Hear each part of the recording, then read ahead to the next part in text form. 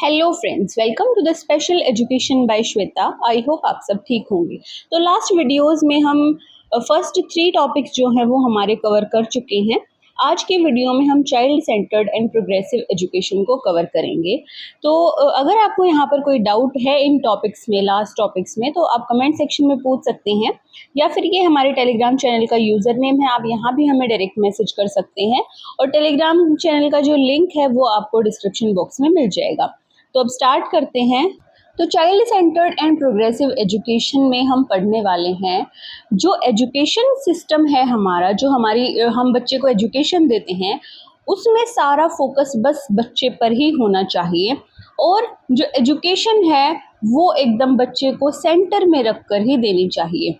तो अगर हम इसके क्रेडिट की बात करें कि इंडिया में चाइल्ड सेंटर्ड एजुकेशन का जो क्रेडिट है वो किसे जाता है, तो वो जाता है गिजुबाई बाइका को।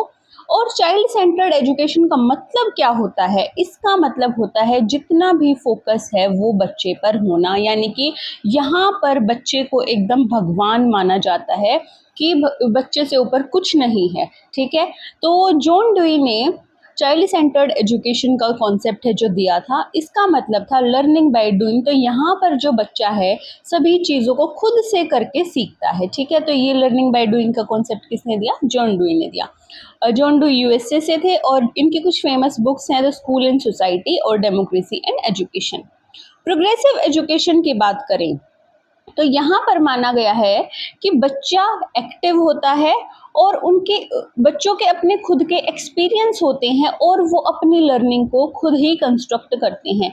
यानी कि अगर कोई बच्चा है, उसे कोई नई चीज़ सिखानी है हमें, तो वो चीज़ें हम बच्चे से खुद से ही करवा कर देखेंगे। अब जब बच्चे को उस चीज़ को करने का एक्सपीरियंस हो जाएगा तो उसकी जो लर्निंग है वो अपने आप बन जाएगी। वो एक्सपेरिमेंट करेगा तो उसे नई चीज़ जो है वो सीखने को मिलेगी। तो इसका मतलब ये होता है कि बच्चा यहाँ पर एक्टिव था, बच्चे ने खुद एक्सपेरिमेंट करके देखा, बच्चे को यहाँ पर खुद एक्सपीरियंस हुआ और यहाँ पर बच्चे ने खुद से सीखा, यानी कि अपनी ही लर्निंग को खुद से कंस्ट्रक्ट किया। जो प्रोग्रेसिव एजुकेशन है वो ट्राइपोलर होता है। तो यहाँ पर टीचर जो है वो कौन होता है? इंडिपेंडेंट वेरिएबल होता है। करिकुलम जो है वो होता है इंटरमीडिएट वेरिएबल और स्टूडेंट जो है वो होता है डिपेंडेंट वेरिएबल। ठीक है, तो प्रोग्रेसिव एजुकेशन में कौन सी जो 3 चीज़ें हैं वो मेन होती हैं? टीचर, स्टूडेंट और करिकुलम। इसके बाद हम बात करते हैं कंस्ट्रक्टिव टेक्निक्स का यूज़। नॉलेज कंस्ट्रक्शन हो, रोट लर्निंग ना हो, फोकस हो रियल लाइफ लर्निंग पर, चाइल्ड इंडिपेंडेंट हो और सबसे ज़्यादा जो फोकस है वो कंटेंट पर दिया जाए, प्रोग्रेस ड्राइवन एजुकेशन हो और ग्रुप एजुकेशन हो।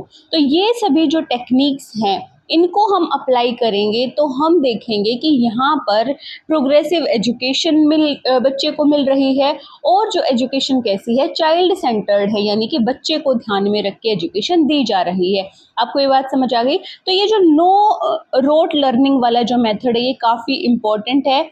जहाँ पर आपको रोट लर्निंग लिखा मिल जाए, यानी कि रट्टा मार कर बच्चे को सिखाना, ये बिल्कुल गलत होता है। ठीक है, अगर आपके एग्जाम में भी अगर ये आपको कहीं पर दिख जाता है तो वो एकदम नेगेटिव में चला जाता है। तो रोट लर्निंग बच्चे को कभी नहीं करवानी।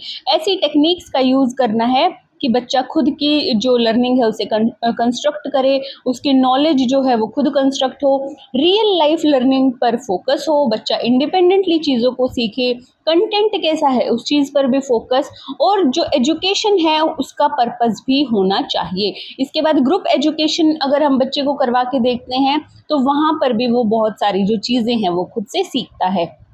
इसके बाद हम नेक्स्ट बात करते हैं फ्लेक्सिबिलिटी हो। कहाँ पर? करिकुलम में फ्लेक्सिबिलिटी हो। करिकुलम ऐसा डिज़ाइन किया जाए जहाँ पर बच्चे के बारे में सोचा जाए, क्लासरूम एक्टिविटीज़ करवाई जाए और सिटिंग अरेंजमेंट क्लास में ऐसी हो कि टीचर बच्चों को जो चीज़ें सिखा रहा है हर बच्चे को उस चीज़ का फ़ायदा मिल सके। उसके बाद डेमोक्रेटिक क्लासरूम होना चाहिए, यानी कि जो बच्चे हैं वो अपने क्वेश्चन पुट कर सके और टीचर उनका जवाब दे सके। इसके अलावा ऐसा नहीं होना चाहिए कि बस टीचर की ही क्लास में चले, टीचर ने लेक्चर दिया और चले गए, ऐसा नहीं होना चाहिए। डेमोक्रेटिक क्लासरूम वहाँ पर होना चाहिए। डिस्कशन होना चाहिए क्लासरूम के अंदर, बच्चे एक्सपीरियंस करके चीज़ें सीखें। ऐसा जो क्लासरूम का माहौल है वो होना चाहिए। इंडिविजुअल डिफरेंसेस पर भी फोकस करना चाहिए। तो इंडिविजुअल डिफरेंसेस का मतलब यहाँ पर ये होता है कि क्लास में हर तरह के बच्चे होते हैं। कोई बच्चा ऐसा होता है जिनको बस लेक्चर मेथड से ही चीज़ें समझ आ जाती है कि टीचर ने बताया और वो समझ गए। कुछ बच्चे ऐसे होते हैं जिनको देखकर चीज़ें समझ आती हैं। तो टीचर को भी ये चाहिए कि क्लास में इंडिविजुअल डिफरेंसेस का ध्यान रखें। उसके अलावा इंटरडिसिप्लिनरी मेथड का भी टीचर को यूज़ करना चाहिए। फिर कुछ प्रिंसिपल्स की बात करें हम child centred and progressive education के, तो प्रिंसिपल ऑफ एक्टिवनेस ये कहता है कि बच्चों का यहाँ पर एक्टिव पार्टिसिपेशन होना चाहिए, यानी कि ज़्यादा जो फोकस है वो बच्चों पर होना चाहिए। एक फिक्स गोल होना चाहिए, बच्चों का जो इंटरेस्ट है उस पर भी फोकस करना चाहिए। इंडिविजुअल डिफरेंसेस की जो हमने यहाँ पर बात की सेम वही है। तो प्रिंसिपल ऑफ इंडिविजुअल डिफरेंस यही कहता है कि क्लास में हर बच्चे की तरफ टीचर को ध्यान देना चाहिए, सभी के जो डिफरेंसेस हैं उनके रिस्पेक्ट करनी चाहिए। कोरिलेट द लाइफ, यानी कि टीचर बच्चे को जो चीज़ें सिखा रहा है उसमें रियल लाइफ एग्जांपल्स का यूज़ करना चाहिए ताकि बच्चे अपनी लर्निंग को रियल लाइफ से जोड़कर सीख सकें। प्रिंसिपल ऑफ मोटिवेशन में बच्चों को मोटिवेटेड रखना चाहिए। प्रिंसिपल ऑफ रिपीटेशन ये काफ़ी इंपॉर्टेंट है, एग्जाम में भी आपको देखने को मिल सकता है। तो प्रिंसिपल ऑफ रिपीटेशन में यही होता है कि टीचर ने अगर बच्चों को कोई चीज़ सिखा दी है तो ये ज़रूरी नहीं है कि एक बार सिखाने के बाद वो उसको आ ही गई, बल्कि जब हम उसको करवाने के बाद दोबारा से उसको रिवाइज करेंगे तो वो जो चीज़ें हैं बच्चे को ज़्यादा लंबे टाइम तक याद रहेंगी। तो प्रिंसिपल ऑफ रिपीटेशन में होता है कि बच्चों को बार बार चीज़ों को रिवाइज करवाना। अब कुछ टीचिंग मेथड्स की हम बात करते हैं। तो प्रॉब्लम सॉल्विंग मेथड होता है, यहाँ पर बच्चे के सामने कुछ प्रॉब्लम्स रखी जाती हैं और बच्चे उनको अपने एक्सपीरियंस के थ्रू, अपनी नॉलेज के थ्रू सोल्व करने की कोशिश करते हैं। प्रोजेक्ट मेथड होता है, लर्निंग बाय डूइंग मेथड होता है, यहाँ पर बच्चे खुद से करके चीज़ों को सीखते हैं। प्ले वे में खेल खेल के दौरान बच्चे सीखते हैं।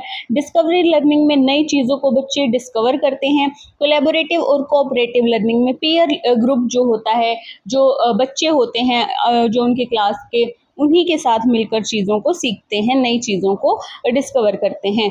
तो अब कुछ कैरेक्टरिस्टिक्स हैं चाइल्ड सेंटर्ड एजुकेशन की। तो यहाँ पर सब्जेक्ट्स जो हैं वो इजी होने चाहिए, इंटरेस्टिंग वे में जो लर्निंग है वो होनी चाहिए, चाइल्ड यहाँ पर मोस्ट इम्पॉर्टेंट हो जाते हैं, बिहेवियरल एंड मोरल एजुकेशन भी दी जानी चाहिए। तो ये जो कोलैबोरेटिव और कोऑपरेटिव लर्निंग है, यहाँ से बच्चा ये चीज़ें ज़्यादा अच्छे से सीखता है।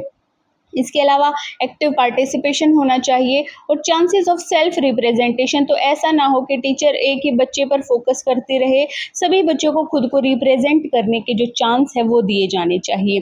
तो इसके बाद हम देखते हैं, ये हमारा टॉपिक यहीं पर एंड होता है। नेक्स्ट वीडियो में हम करेंगे लैंग्वेज एंड थॉट या फिर लैंग्वेज एंड थिंकिंग। तो अगर आपको वीडियो पसंद आई हो तो वीडियो को लाइक, कमेंट और चैनल को सब्सक्राइब ज़रूर कर देना। तो मिलते हैं नेक्स्ट वीडियो में।